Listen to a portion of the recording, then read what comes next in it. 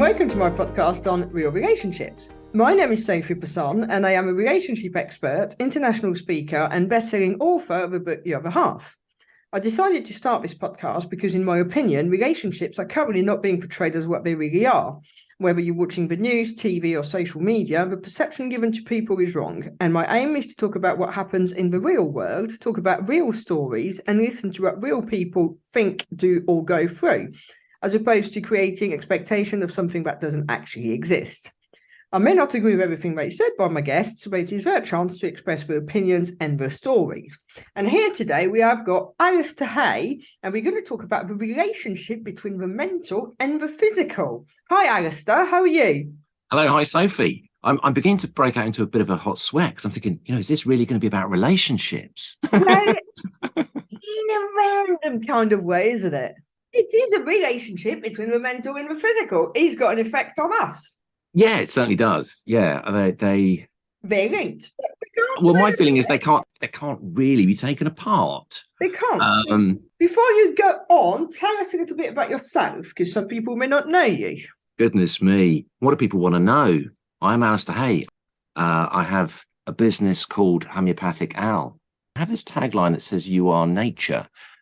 I originally had a tagline that was, and then I thought, well, I read this book called Start With Why. Simon Sinek wrote it. And actually, why do I do homeopathy? I do homeopathy because I believe that we are nature. We tend to think of nature as being what's outside of this door, but actually we're part of it. It's winter right now. Things have slowed down. Things are just, it's big. Things are beginning to come out of the ground. We've sort of, some of us have started New Year's resolutions and stuff. Things are coming back. And actually, we tend to not think of ourselves as being part of it. We try and be separate to that. And actually, I'm really into working with our bodies rather than against it, with nature rather than against it, to become healthy. So that's why I now have this tagline. And what got you into it? Into homeopathy? Yeah. Oh, crikey. I love people. I suppose that fundamentally what I like to do. I was the sort of person that would sit in the front row in science lessons at school. I was your science nerd. I did physics, chemistry, and biology A level. Sorry, mate. That's everything that I couldn't get on with. It's pretty heady stuff. But I loved it. I think trying to understand the scientific world through research and stuff like that. And in fact, with that background, I then did a degree in physiology and pharmacology at King's College up in London. And physiology is kind of how the body works as a functioning organism. But when you learn physiology or even biology from sort of stage one, you look at cells, and then you look at tissues, and then you look at organs, and then you look at the whole organism. And the same happens in physiology. So you're learning how these influence each other. Just as simple as, actually, if you were to stand on one leg, you sort of try and balance. There's this thing called homeostasis, where our body is trying to keep in this state of balance. Pharmacology, however, is actually, it's the difference between that and pharmacy is actually pharmacology is that sort of more research-based. What's in that works? I came across this word homeopathy in my pharmacology textbook that said it was absurd, and I thought it was very interesting to call something like that absurd. It's about, you can imagine a pharmacology text was pretty dry. Yeah. I wondered what they were kind of scared of, so I got a book out called The Science of Homeopathy, which to some sounds like a bit of an oxymoron. Yeah. But no, it explains about symptoms, where they come from, how you manage them, and it actually answered a few questions that some leading pharmacologists had posed. And I thought, this is amazing. Meanwhile, I'd done a psychometric analysis of my personality through what my dad was into, and so these roots came together and said, you'd make a great homeopath. So it suits my personality, the passion for that. And then I decided to retrain. Once I'd finished my degree, you then decide, oh my God, I'm going to do another 3-year full-time course to train as a homeopath. You have to be pretty dedicated to do it. And I've done it ever since. And that was qualified in 1996, which is something like 27 years ago. I've been practicing full-time ever since. So that's a potted history, amongst other things. And then obviously, as you just touched on, and we're going to go into a bit deeper in a bit, but there's an element with symptoms and root cause and all the rest of it. Yeah. And often people look at the thing and think that's the thing, as opposed to looking further than what we can see. And as you know, I do neuro-linguistic programming, and they've got a load of this. depending who you listen to, there's 12 or 24 presuppositions. And one of them is that mind and body are one system. Yeah. Which I think kind of like is assumed and taken as true. Yeah. That the mind and what is going on inside of you will have an effect on your mental health, I suppose, or on other things. So what is your take on that? They are connected. There sometimes, I don't tend to use homeopathy in very acute emergency situations. Yeah. But it can be used in that way. Yeah, there is, you know, a definite connection. You know, I've literally just finished having a chat on WhatsApp with someone who's their skin's broken out. It's not something they're sort of main presenting complaint. I'm dealing with them for more chronic stuff, and actually, it's a pretty stressful life at the moment. They're familiar with that happening, and I'm sure it's happened to people where they've had some symptoms, and whatever stress is happening on the outside to them has made their physical symptoms worse. Yeah. Now, when you learn about stress from a physiology perspective, stress isn't actually so much stress. I suppose I'm trying to come back to the definition of stress. It's actually kind of anything that your physiological systems have to deal with to overcome. So even having sinking a can of Coke, which has got, you know, a huge amount of sugar in your body, that is a physiological stress. So everybody goes, that's a lot of sugar, we need to do something about that. Yeah. So how we react to that is what matters. The connection with the mind might be, why did you want a Coke in the first place? Yeah. What's amazing, you know, with the sort of pharmacology experiments I was doing, I was using things that were no longer in the body most of the time. So it would be blood cells, it would have been animal tissue, like rabbit aorta, for instance, where it's no longer living, but it responds in a living kind of way. So there's no mental input in that way. And I think that's really quite far removed from what happens in life. So, for instance, we use phrases like, I've caught a cold. Mm-hmm. Sort of implies that what you need to do to avoid that, avoid catching a cold, is not be around things that mean that you're going to catch it, without taking into consideration the state you are in, that means you are going to be more susceptible to responding to a cold virus. Yeah. So I've been to home visits, for instance, where you've got a house full of people that have got a virus and one kid doesn't have it. They're sharing the same towels, they're sharing the same cutlery, some of them are even sort of in the same bedroom and stuff like that. Yeah, it's the same like with COVID. Oh, yeah, absolutely. The husband or the wife either had it and they were sleeping in the same bed and the other one wouldn't. Yeah. And that for me is fascinating. Whether that makes a lot of difference to someone's mindset, sometimes. So where am I going with this? What's interesting is I was going to jump in actually and say that one of the things I picked up when I was looking you up, and you anyway. Was that you'd said something about symptoms, which was that they're not things that happen to us, they're things our body made. So with your example of a cold, it works perfectly well. Yeah. The first time that was posed to me was in a first year physiology lecture with a chap called, at the time his name was Dr. Clive Page, he's now Professor Clive Page, fantastic pharmacologist, basically, where it deals with sort of inflammation and stuff like that, mainly respiratory stuff. And what he said, I'm paraphrasing, was actually that when we have a fever, that's our body reacting to an invading organism, let's say a virus. That's our body reacting to that.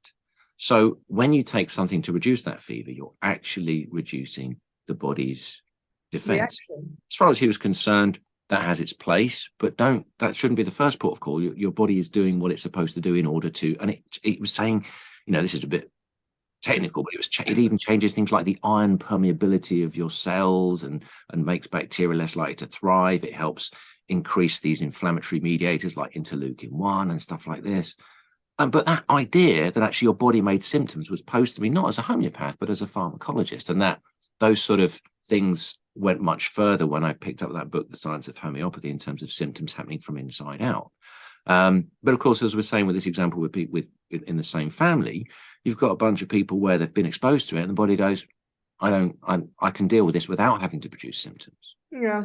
Or to take it to its extreme, I mean, that might sound sort of quite crude or even quite basic, but actually dead people don't get fevers. Dead people don't have emotions, because I know, I mean, for those who don't, I suffer with random extreme bloating, but I know that for me, when I'm exposed to stress, emotions or whatever, it has a physical effect a lot of the time. Obviously, there's other things at play, but I know that when I'm really stressed, I have a variety of things that happen. Yeah, and there's definitely a similarity between organization, like in a business, you know, where there's different, you've got HR departments, that sort of stuff, working together as an organization, as the word organism. They're all these different organs chat with each other, and that includes your mind. Yeah. When I'm saying your mind, but actually your mind, I don't think is just your brain. We can feel emotions in particular parts of our body. Right. And the gut, you know, remember they say that actually the gut could be able to understand far more than the brain in a way. Yeah. When we feed ourselves food, the gut is that presentation of what am I going to do with this? Am I going to use this? Is this toxic? It's got to be filtered. Is it got, you know, there's actually a process. But even when you taste something, you might like the taste of something, and I don't like the taste of it. Why is there that difference? I mean, that's. And you might taste something that I don't. Yeah, but how we feel about that and where that comes from, I think, influences outcomes. What I find fascinating, though, is actually, you know, you mentioned about the gut, is actually we sometimes, well, I look out for, in a homeopathic conversation, the language someone uses, not just, so how something is conveyed. People might use their digestive system in their language. So they might say, I haven't got the guts to do that. Or I've got butterflies in my stomach. And of course, it's not really the stomach's a bit further down, but actually we that's our reaction. But people don't realise how language, how they say things, says so much about their state of mind and how they're feeling. I mean, my mother, and okay, this is in French, and I know the French language is probably more dramatic, I suppose, in some of the sayings. You have a much greater insight than I do to that, but I know quite. I think that there's an eloquence. I don't know, the way she described, for instance, going to the supermarket. Honestly, you feel like she's come back from the trenches. All the words are around like fight and how difficult, and you know, and we're coming at you, and all of the language around that, and you're like, Jesus Christ, I wouldn't want to be in your world, because it's not that nasty when I go to the supermarket. Do you think that's a French thing, or is that? Well, I've really pondered on that. I mean, I think that's fed through in some books and in some programs on TV and stuff. I think that's why I say it's probably a bit more dramatic. But I think that I look at her and my auntie and my uncle and my cousins and whoever, and when they come back from the supermarket, there's probably two of them out of, let's say, quite a few, that have a similar language, but the rest just went to the supermarket. Yeah. That's, I mean, maybe your mum's a fantastic storyteller from the position of drama and disaster. But I think knowing her and how she is in her body and in her head, I think that quite actually described her life, if I'm completely honest. Yeah. But in terms of just, have you looked at the way in which she might express stuff? Because people might say things, oh my God, that's a pain in the neck, or they might say that person gets up my nose, and then you start to say, well, tell me about your nose, and they've got rhinitis. And you didn't know that until you, and people think you're really intuitive, and you go, well, you told me. Or, you know, if someone gets on your nerves, then of course the nerves is where you feel your stress. Now it's like we're a chain that's being pulled, and most of the time it's fine, but within that chain there are some weak links, and it's going to break at that weakest link. And for one person that's going to be their digestive system, for another person it's going to be their cardiovascular system, so perhaps their heart. For others it's going to be their musculoskeletal system. They might get a pain in the neck. There must be other ones, taking it to heart, you know, there's sort of. No, but just to go back to the pain, and apologies for people, but I never say a pain in my nerve and my neck, or where it's pain in the arse. That's what I always say. Well, we're probably not going to talk about your arse, but actually but what I'm trying to say, it might well relate to vibrating issues. where your body interfaces with the world in a manner in which you'd prefer it to be better. Right, to put it like that. So again, going back to NLP for a minute, the way it looks at things is that there's a flow of information between the body and the brain all of the time and at various levels. And that's actually also, in a way, the basis of Chinese medicine and Indian, I can't say it, I've got to read it, and I'm not going to be able to say it. Ayurveda in India? Ayurveda, yes. Yes. Well, I said. The way you said it makes it more easy to spell it, actually. Probably, but probably no one would have known what I meant. So do you think that there is like the same thing, like when you look at someone, that there's a flow of information between maybe the self-talk as much as how they come across when they're saying things? Well, do you think mental health can affect the physical too? Absolutely. I don't think it cannot. Yeah. I mean, I agree with you. I'm just, The most dilute way I could get information from someone is if they sent me an email of their physical symptoms, which could be, let's say, for instance, someone has got a cough. I've got this cough, and I want to know some more details about it. It's worse when I lie down. It's dry cough. So you've got all these descriptions, but I've got it's been filtered through very nice the monologue in their head. Yeah. Putting it in words, to shortening it, to putting it on there, rather than that free flowing, seeing someone's body language when they're talking. You've got the language like this, which is like, I'm sort of attentive to what you're saying. I mean, I could be sitting like this, going, and how all those things are lost in that kind of way. So that all those clues and cues and senses that we're using to find that, which help in order to determine what I can prescribe for someone that ultimately resonates with them, which is what you do as a homeopath. You're finding something that's similar to someone's symptoms that says to your body, you don't need to make these symptoms in this way anymore. Those medical modalities that you were talking about do pretty much the same thing. What can I do to work with the body to strengthen it so it's not producing symptoms anymore? From Ayurveda to some acupuncture, that they all do that. I'll tell you my introduction to NLP actually. I was working Saturdays at Neil's Yard Remedies in Covent Garden. It was in the summer and I had pretty bad hay fever. It used to be a lot worse when I was quite a bit younger. I was taking quite a lot of conventional medicines for that, and I felt reliant on them. I'd stop them all, which is not a brilliant thing to do, but I still am quite bloody minded. And I was taking some homeopathic medicines. I was doing herb teas and this sort of stuff. And there's this lady who I was working with, we had lunch break, same sort of time. She goes, let me just try some NLP on you. Are you okay with that? Because what I'd like you to do, I'd like you to imagine when someone comes out of this lift, when someone they're covered in dust and pollen and this sort of stuff. And John, my nose is tingling thinking about it. This is about 30 years ago. And I started to sneeze. I started to rub my eyes. I said, this is how your mind is influencing your body, because actually you just put that idea there. Yeah. Or she put that idea there, and you're painting that picture. And then she did some techniques that how you can overcome that. Yeah. You know what? I was pretty much free of hay fever symptoms for a couple of weeks. Yeah. And I opened my eyes and I was still training as a homeopath at that point, just how much our mind will influence what our body does. I'll give you an example on that. So in 2003 or two, I think, can't remember, but either way, I had a car crash where I ended up with quite bad whiplash. I was signed up for 6 weeks and it was just something I lived with. Anyway, fast forward 2014, and I was on my way to my first day of an OP course. Yeah. And it'd been really bad. And to the point, just to overtake a car, I couldn't turn my head. So I was having to turn the entire body to overtake a car. Anyway, I got there. I was quite stiff and stuff.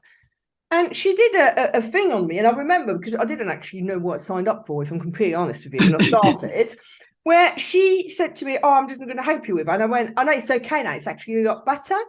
And I remember her saying to me, so on the 1 to 10 level, with 1 the lowest, 10 the highest, where you at? I said, probably a 3. And then she closed your eyes, blah, blah, blah. And I was like, I could make the pain go up by myself to an 8 or 9, being sat in a chair and not moving, and then bring it back down. And I was absolutely like, how does this work?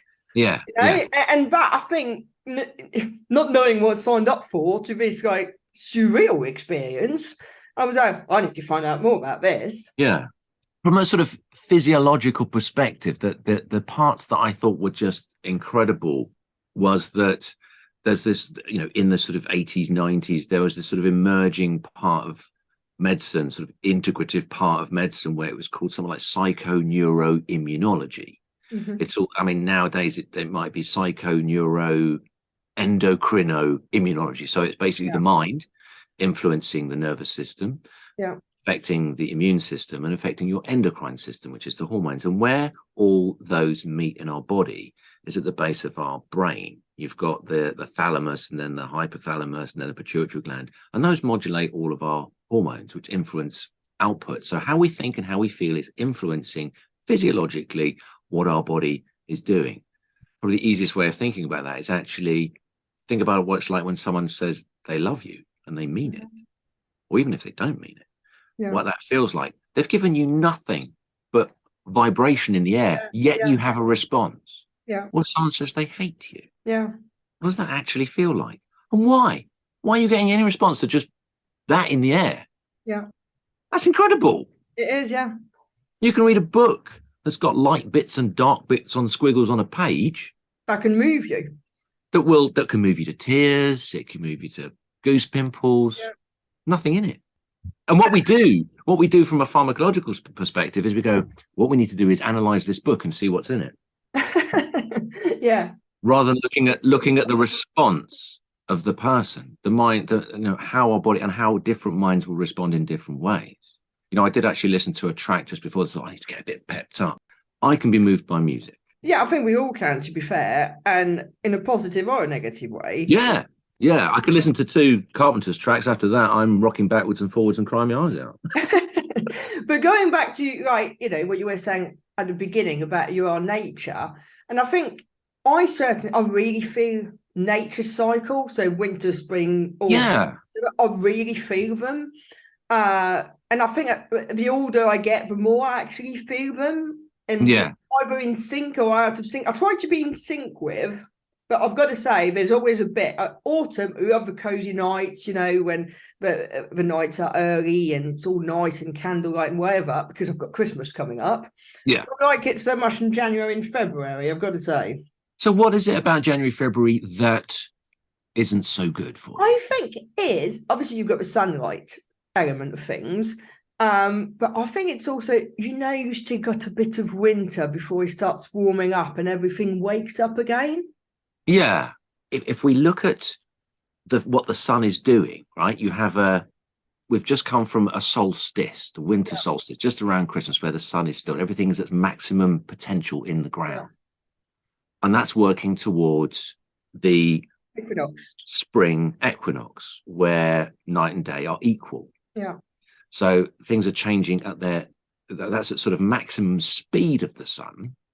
But in order to go from zero, from a solstice, to a equinox, you have to have acceleration. That's that point where that's why we go, oh my God, January seems to drag on. Yet now we're in February, we look back and go, that was ages ago. Christmas was like... Yeah, I don't know. I think for me, because yesterday was actually quite a nice day. Yeah. By the way, I don't know when I'm releasing this. We are the 1st of February. So if it's released, 1st of July, or whatever, put this out there. But into context. Was actually quite a nice day. To the point, it really felt like spring was coming back. Yeah. And then I thought to myself, a bit of background here, I thought, but your dad wasn't dead yet, because 3 years ago, obviously, I found my dad dead, and that was the 23rd of February. But the night before, I could hear the wind. I remember hearing this storm. And then so this happened on a Saturday to Sunday night. And then on the Sunday, I tried to go back to England, which took forever because there was that storm and the ferries were delayed and long queues and you name it. But to me, after that, really, that's when the spring started. And I now have this kind of ingrained Yeah, but the storms are not over yet. And when I was looking at the weather yesterday, it was like all nice and it's all good and it's going to be sunny. And then I looked this morning and next week and the week after is -1. And I'm like, happy days. But I think that's the bit I don't like. Yeah, I think there's the sort of, it's whether someone has something to look forward to. Yeah, I think It's so. It gives you that whether people have impression. overeaten, overspent, made New Year's resolutions they haven't kept. Yeah, that's Had to do their tax returns, any number of things that can mean that you're a bit glum. Have you got something to look forward? Plus, I think we are kind of solar powered. Yeah, I agree with that. When the sun isn't out, it's like it's not enough. But actually, society tries to force us to do what we were doing in the summer. But think about it, animals hibernate. There's a reason for that. I'm pretty sure when we lived in the cave, we weren't as active in the winter as we were in the summer. Pretty sure I did read something about that said, we were more in tune with our animal instincts back then than we are now. By inference, yes, I think they probably were, but I can't prove it.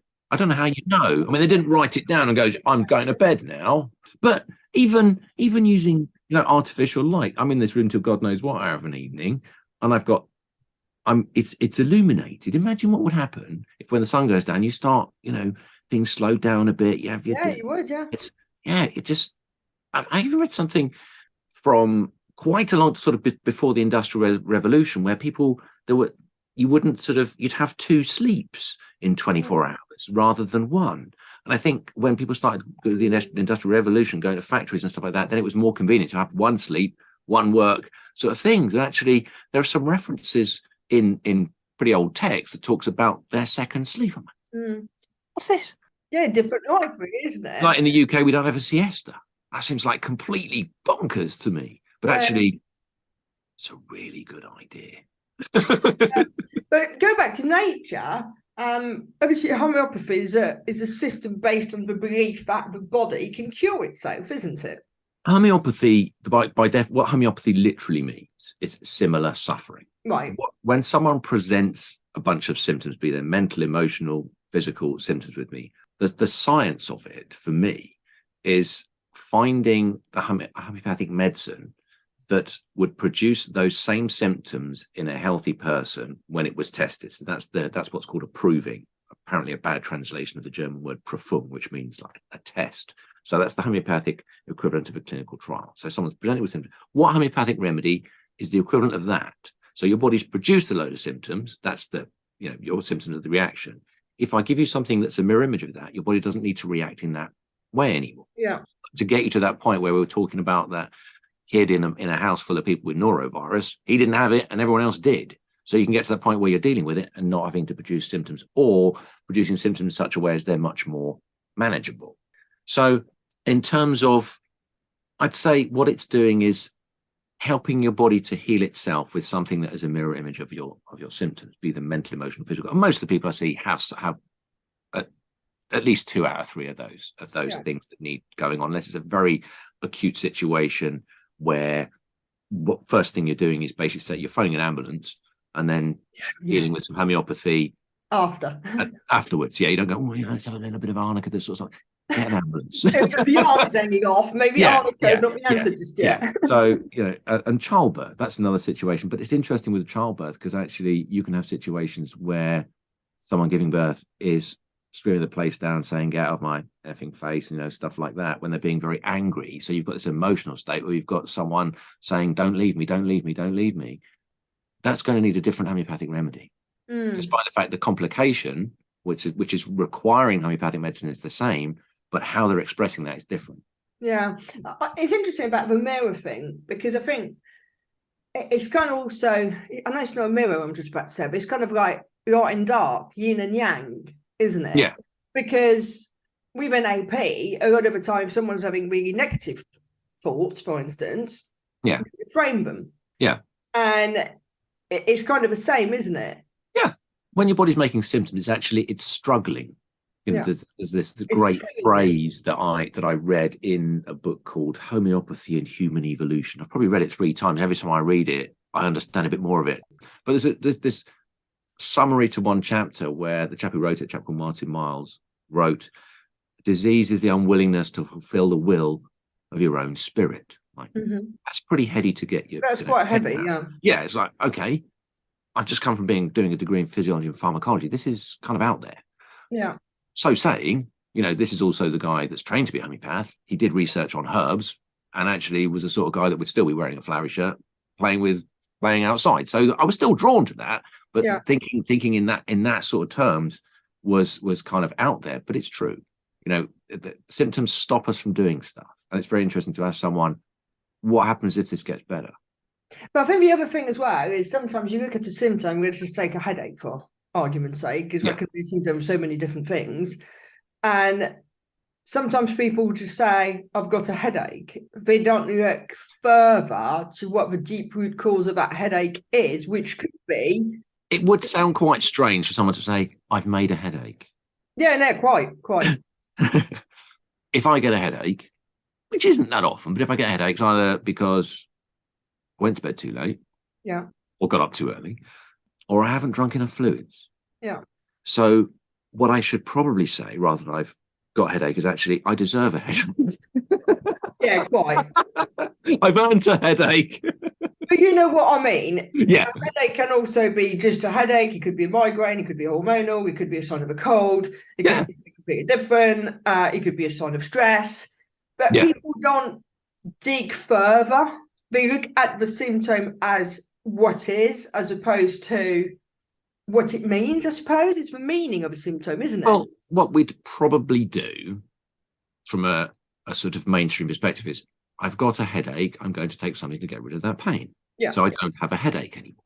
What that means, from my perspective, is you can't feel your headache anymore. It's still there, yeah. It's still there, but you've killed the pain. Yeah. If symptoms are ambassadors from within and you've made them, what message does your body then have to make to let you know something for you to listen? The only time perhaps I would use something like that is actually, the way I would consider it is actually, it's going to buy you time. Yeah. So I'm postponing my headache. Body's made. So, very, very rarely would I use conventional medicines, but I'm not someone who'd say I would never use them. I think that would be silly. I think they have their place, but it's not my first port of call. Yeah, to go around saying I've made a headache or I deserve it just sounds a bit wrong. People would look at you like you're a bit weird. Yeah. So we're getting towards the end of our time together. So how would you sum it all up? I honestly believe we cannot take the mind and body as two separate things. I've got one client that refers to us as basically a spirit or a soul with a meat suit. They can't not exist together. Yeah. You can't just be soul wafting around as some kind of I don't think you can. And you cannot just be physical body without something that animates that. If you break down our senses into what's really going on, it's just chemical depolarization that makes us be able to see, to hear, and that sort of stuff. It start thinking like the Matrix, when what we're actually doing in terms of our interface with the world and our mind, which isn't just our brain. To ignore that's futile. They are intrinsically linked. You cannot have one without the other. Be like me saying, this afternoon I'm going to make a person. I've got a liver, I've got a spleen, I've got some skin, I've got a lot of blood. It's not going to work. No. Well, if it does, I'll let you know, but it's not. Yeah, please do. Yeah. But no, the emotions are an intrinsic part of that as well, isn't it? Yeah. And it can be modified. It can be altered. Our emotions, our mental states that get in the way. I mean, there are so many times we can be annoyed with the world. This is annoying us. This is annoying. This is annoying. It's a lot easier to change ourselves than change the rest of the world. It is, There's something that I read probably 4 years ago now that says we spend our lives looking in the mirror and not liking the reflection. We keep changing the mirror. What we need to do is change us. A new mirror. It's like, who that needs to change? And actually, the will to want to do that, the realization to do that involves our mind. That involves awareness. That involves us. And willingness. Willingness, yeah. Many a time I've seen a client for which they've been prescribed homeopathic medicine and they realize what they need to do in order to change, but it involves so much that they either decide not to do that, or it's sort of perhaps they feel it's too late in their life to make those changes that they need to change. Or too That's up difficult. to them. It's too difficult. It's not for me to say that's a good or a bad idea. It's actually it's like, okay, this is what would need to be overcome. But that does involve your mind. Yeah. Yeah, I think in order to appreciate and get to be healthy, you've got to incorporate the mind as well as the body. And I don't think you can ignore the body without the mind. It's not just the mind priority, because also we can go saying, well, if you think like this, you'll be fine. No, you still might stumble on a stone and dislocate this and do that. It's it's actually, they are connected. They're not, one isn't necessarily superior to the other either. Yeah, totally. Well, Alastair, thank you so much for inviting me. It's been no worries at all. Been a pleasure. And for everybody else, if you enjoyed the show, then please subscribe, leave us a review, and more importantly, come back for the next episode. Thank you.